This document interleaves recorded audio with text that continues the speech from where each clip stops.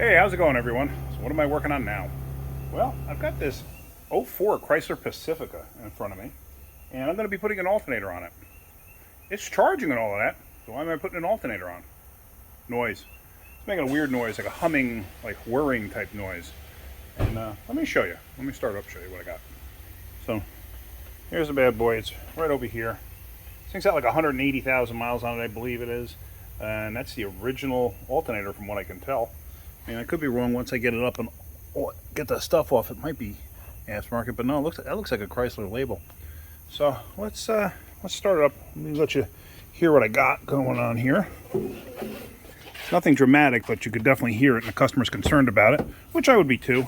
Probably got something bearing going bad or whatever. How many miles are on this thing? Oh, 150. Okay.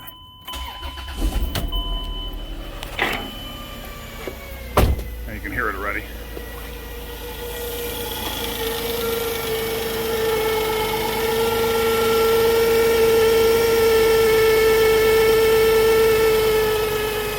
Pretty loud. Now as that heats up, the noise actually goes away.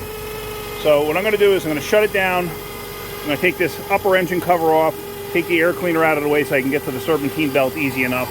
I don't know if I got to put it up in the air. I don't recall ever having to do an alternator on one of these before. But we're going to find out. So this upper cover, there should be a couple of screws, 10 millimeter something underneath here. I can't pick them out with my fingers, but let me see what I can do. I started to dig into this when I realized, no, you don't have to dig into it, you pop the cover up. That's all. And so that's just the other end of the grommet. So that out of the way. Yeah, that's an original alternator. So, yeah, tensioner's down there. I'm going to take the air cleaner assembly out. I mean, it might be easier to put it up in the air to get that off, but I think with just the air cleaner out, which it should be just a 10 here, there might be one on the inside, and then the 8 to get the boot off there, and then pull the hoses out of the way, stuff like that. And that's relatively simple. I may actually use a prop on the other side instead of having this one in my way over on this side. And then I got to clean the shop up because I got a mess going on here. But let me get this done first. With the upper section off and this bolt out, I would think that this grommet would usually allow it to like pop over, but I couldn't get it to, and I was afraid of breaking the box.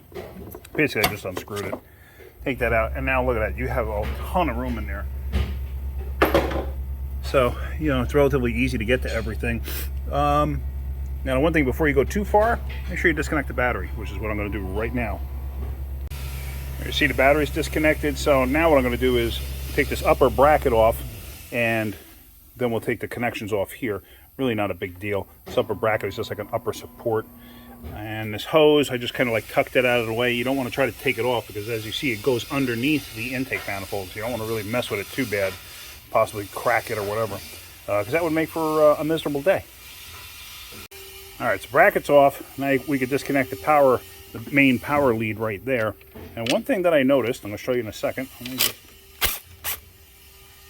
When you go to put that back on, don't tighten it with a gun unless you're very good with a gun.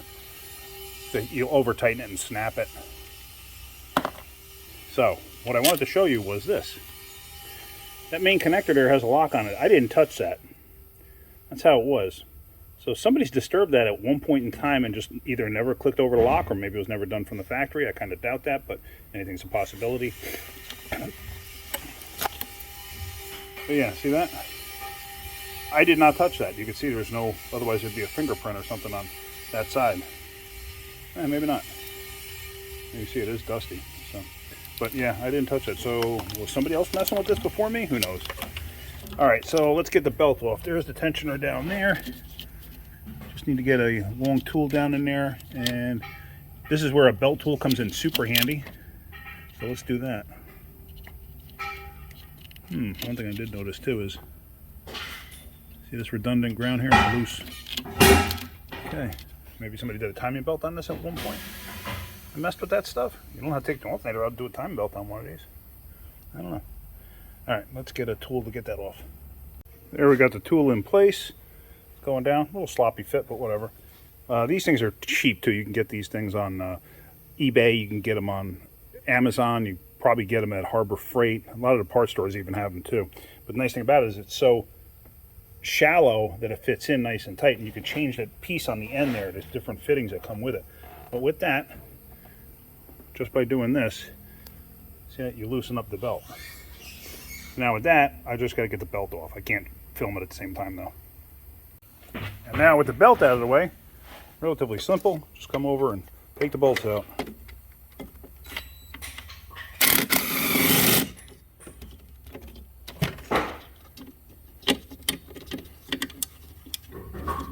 Sometimes that happens, so the tool gets stuck. Because right now I'm up against the horns.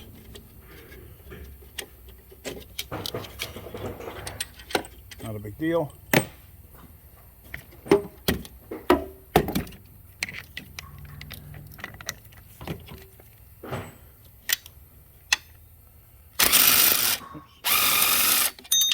Oops. Grab that with a magnet later. And alternator's out. That's it. One thing that goes bad on a lot of these, this is actually a clutch. It's a one-way clutch.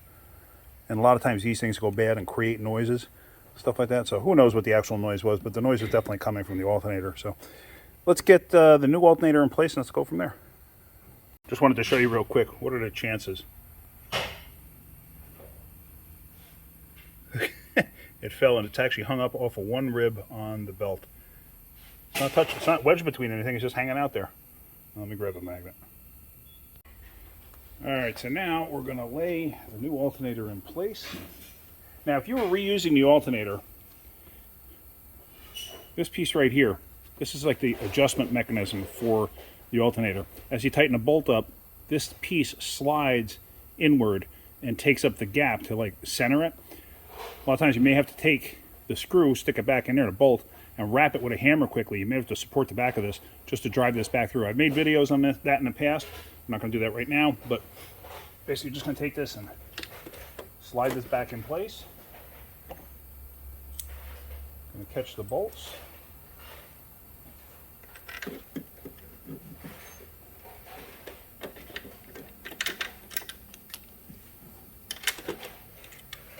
Such. Is that coming through on the video? Can you see what I'm doing? And then I got to find the other bolt that I just dug out with the magnet. Where'd I put that? It's here somewhere. Hang on.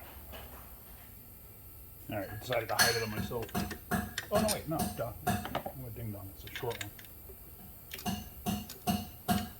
I grabbed a leftover bolt, not a leftover bolt, but a bolt from a mount that I just replaced on a PT Cruiser, and it came with new bolts. I knew it was a Chrysler bolt. Alright. So we're going to tighten this up.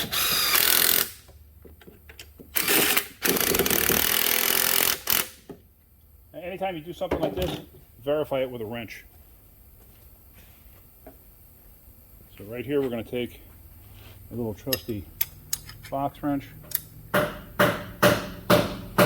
Because you may think it's tight. May not be. Alright, let's get the belt in place.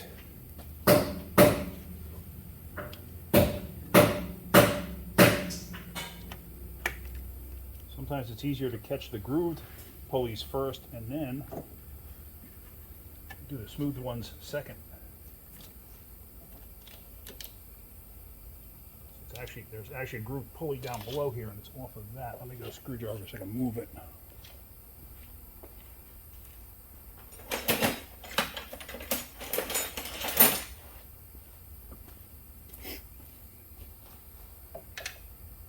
When I said off of it, I mean it's not in the groove the correct way.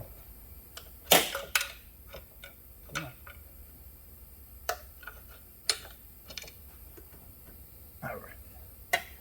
So now that's all in the way it's supposed to be. Now it's still off a little bit. There we go. Now everything's where it needs to be. And there you can see just how shallow this tool actually is. And like I said, these pieces, you can interchange them. I actually shortened this one up even more for a very tight fit. I don't recall what it was on, but that's what I did. Works excellent. And on some vehicles, you don't even need the adapter pieces. Some vehicles, this will fit the tensioner. That's why there's two different sizes there. So, all right. So that's it. So we're going to reverse procedure to install, like I always say, and go back together with this and finish up. Now, just so you know, I did tighten that up. So it was quite loose. So as you can see, originally I thought it was just like a dowel, but it is a actual bolt. So that's actually a guide for that bushing there. Like I said, that one should have popped through, but I was afraid of it breaking the darn plastic. It didn't want to go, so easier to just take it out. Now you assemble everything from here, and then we're going to be good to go. So there we go. Everything's back together. Battery's hooked up. I did not put the top cover back on. Let's start it up. Let's hope or let's make sure the noise is gone. Let's make sure, whatever, all together. Now.